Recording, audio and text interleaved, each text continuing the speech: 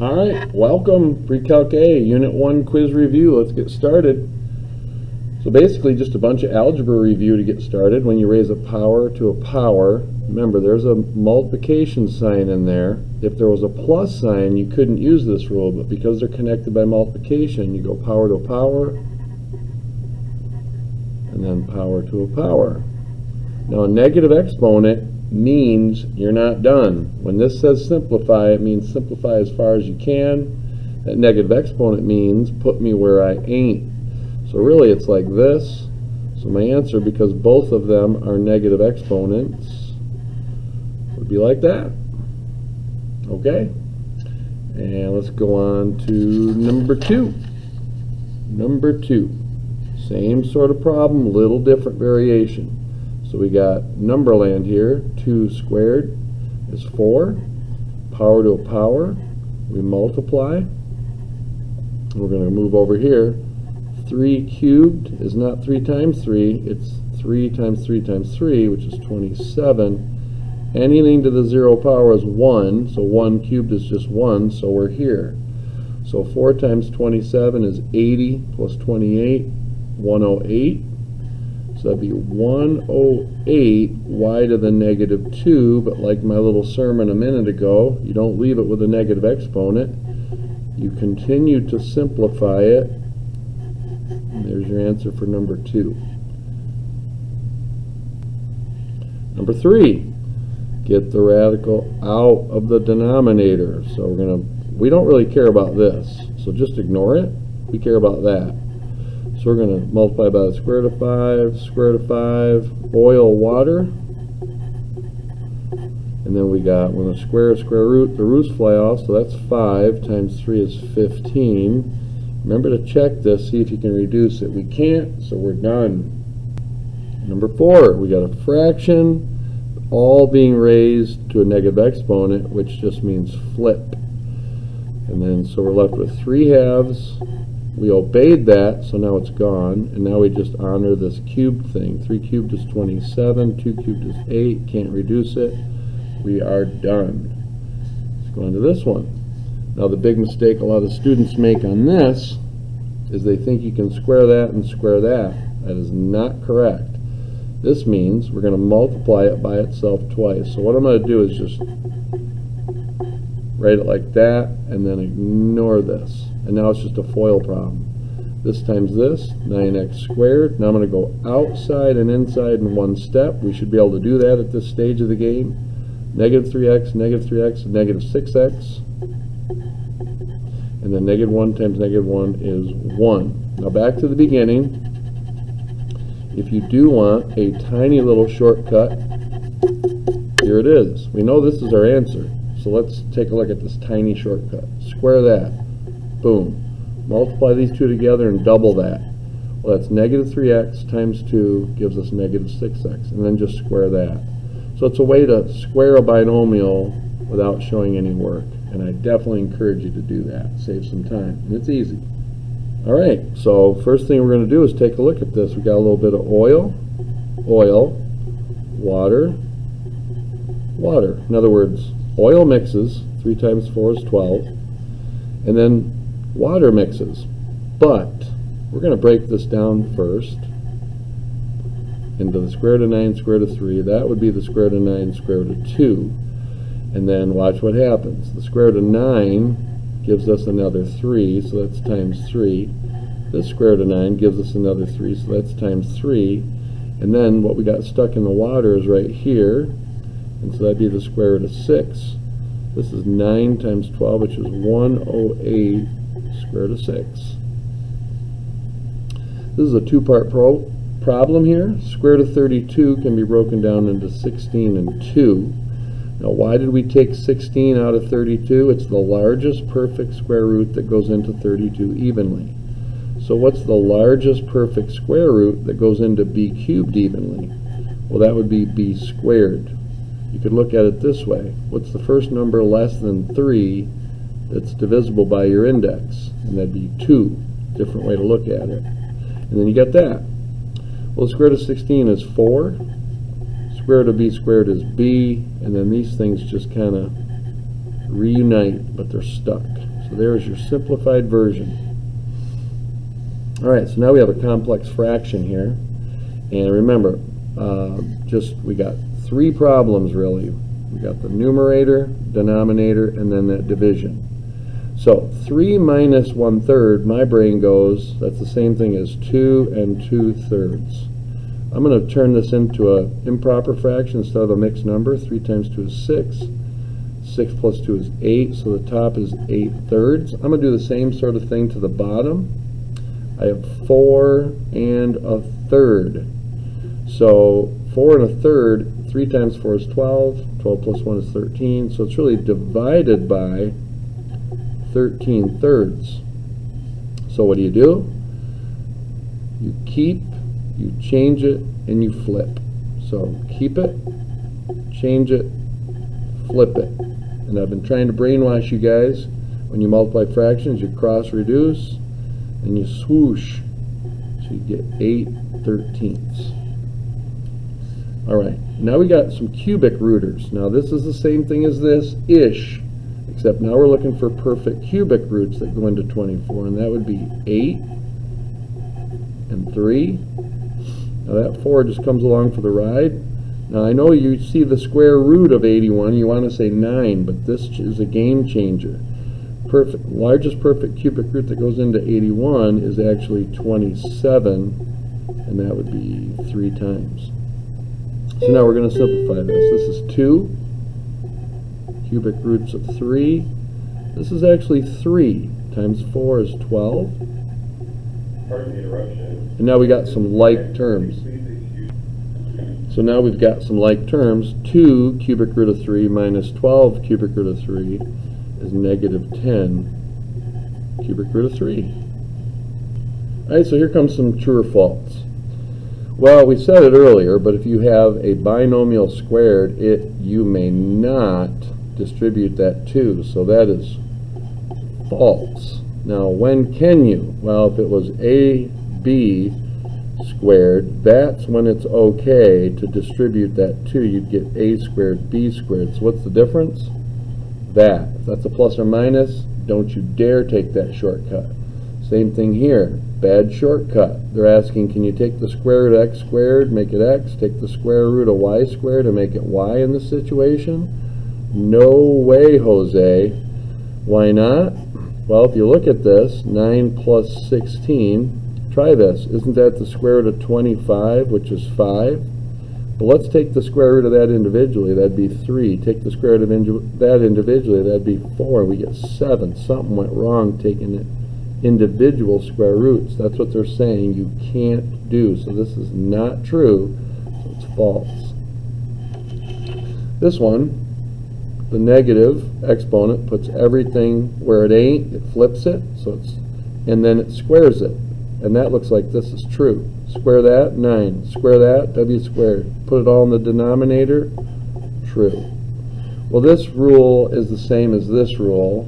They're just asking, can you multiply that by that and get a 1, and that by that and get a 1? And the answer is no, because you can't distribute a power if it's separated, if the stuff in the parentheses separated by addition or subtraction. So this is false. This problem is trying to ask you if you know your rules, and this is the main rule. I'll even take a step back. But when the bases are the same, you're multiplying, you add the exponents. That's your basic rule. But the key is when the bases are the same and you're multiplying, you can add the exponents. Notice, bases are the same. We would add the exponents. These bases are not the same. So notice how they added the exponents. Well, you got to have like bases. This can't be true. On these problems, if you're really perplexed and your rules aren't popping into the forefront of your thoughts, just let x be something like 2. That'd be 6 squared, which is 36. 3 squared is 9.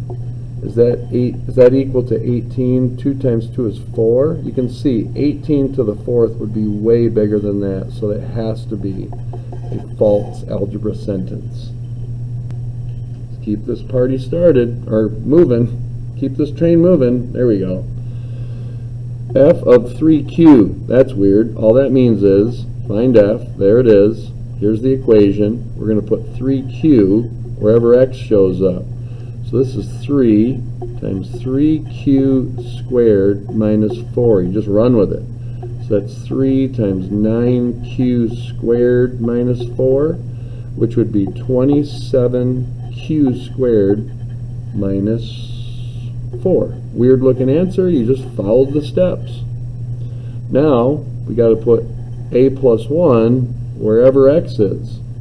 So that would be 3 times a plus 1 squared minus 4. Now, the previous true or false questions, you better know your rules. Can I just square that and square that? In other words, distribute that 2 to both things? No way, Jose. We got to go like this. Just have to. Or you can take your shortcut that I showed you earlier, but this time I'll just FOIL it. A times a is a squared. I'm going outside and inside, giving me 2a plus 1. A lot of students will just forget that, and you can't. It's part of the math problem. So we're going to distribute that. 3a squared plus 6a plus 3, and let's not forget the minus 4. Those little details are what get you. So add all your like terms and feel good about it. All right, number 16, write the equation of a line. Remember, this is y equals mx plus b, which is your trigger. You got to find your y-intercept and your slope. And look what they hand spoon feed you, the slope. So we're going to stick that in there, mx plus b. And then you're like, what is this clue for? Well, notice we haven't found our y-intercept yet.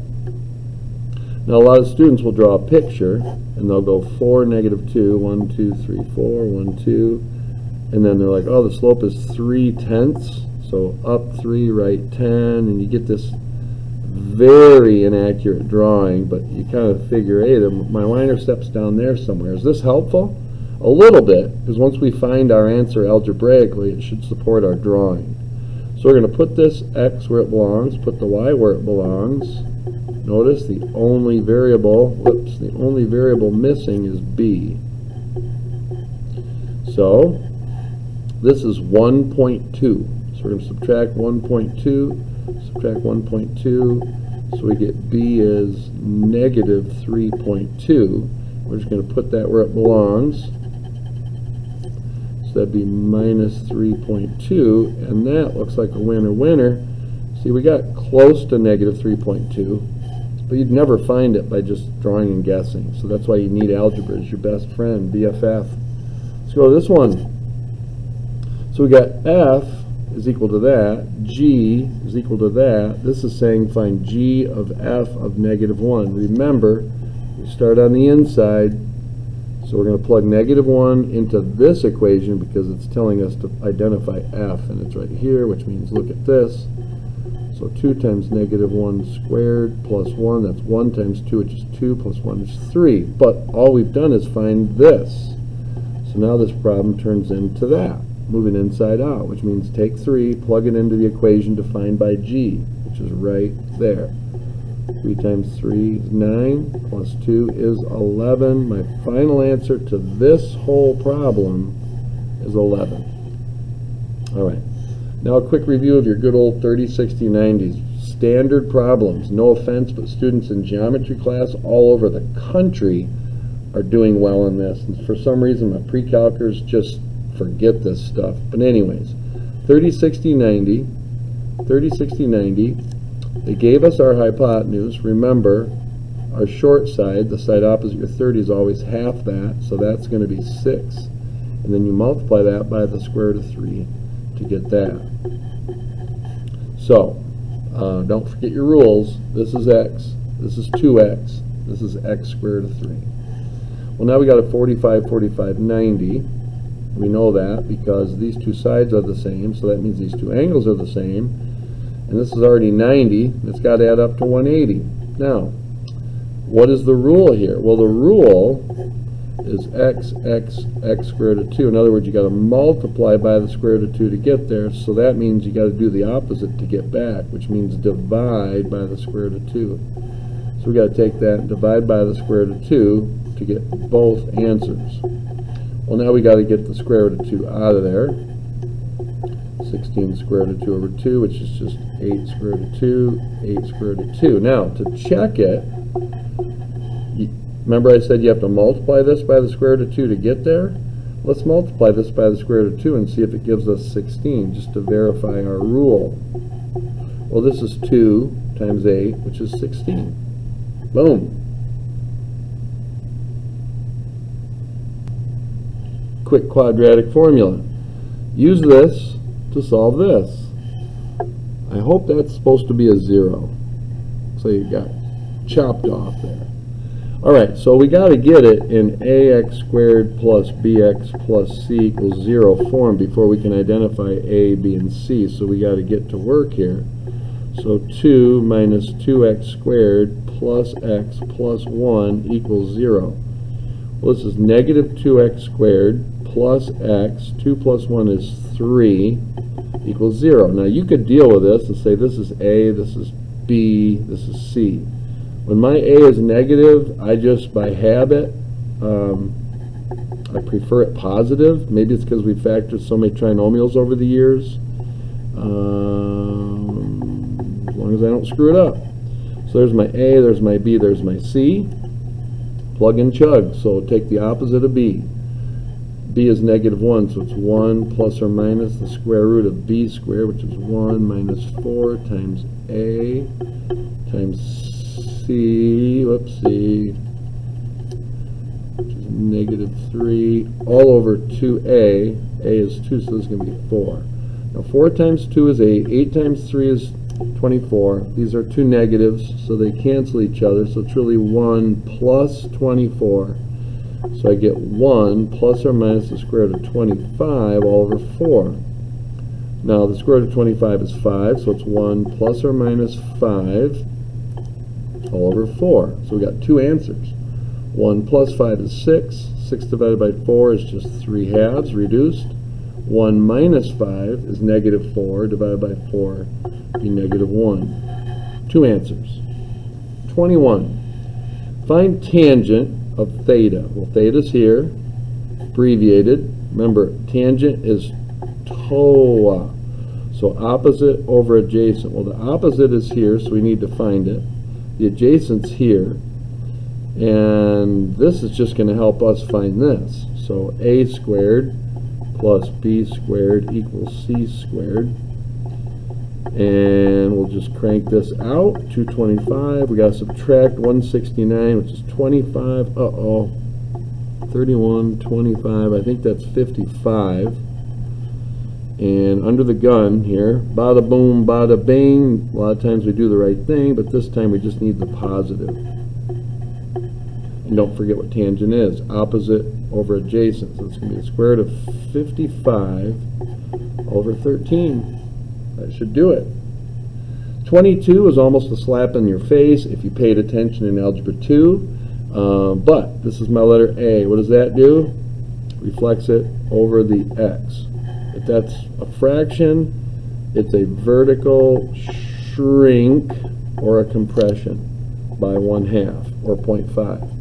This moves it left 2, and that moves it up 3. Almost done.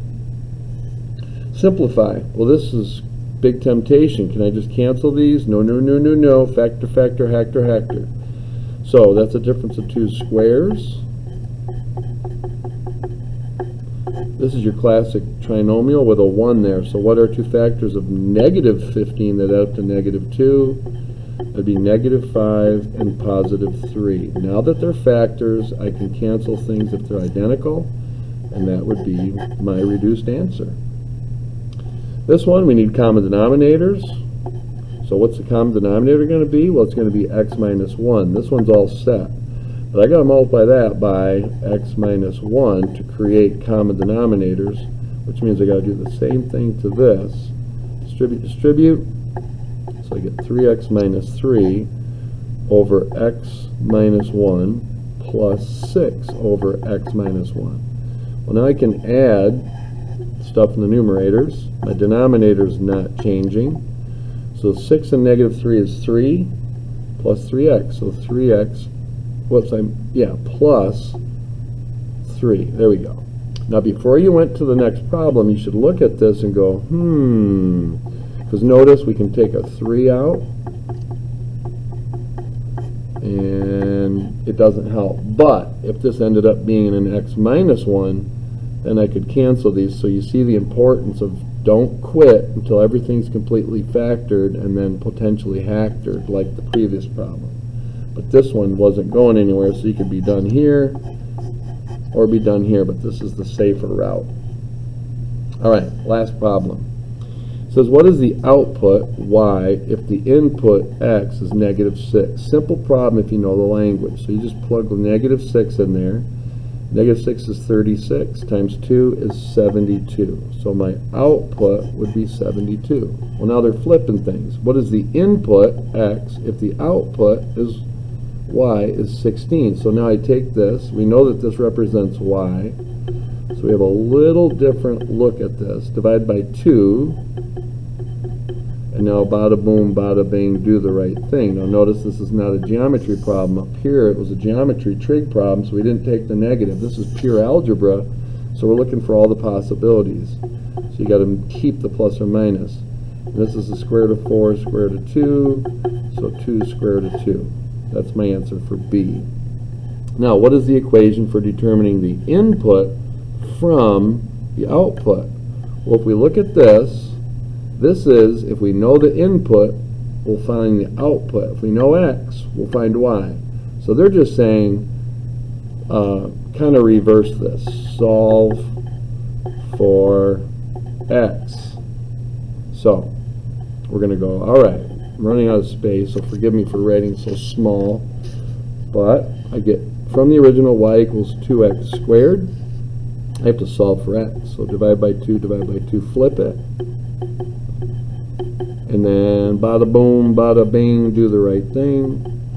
And so I get x is plus or minus the square root of y over 2. Now they might get rid of that. So plus or minus the square root of 2y all over 2. So that was okay before we multiplied by this, I think, but just to be careful, I'm going to get the radical out of the denominator. And that does it. All right, good luck on your first quiz, guys.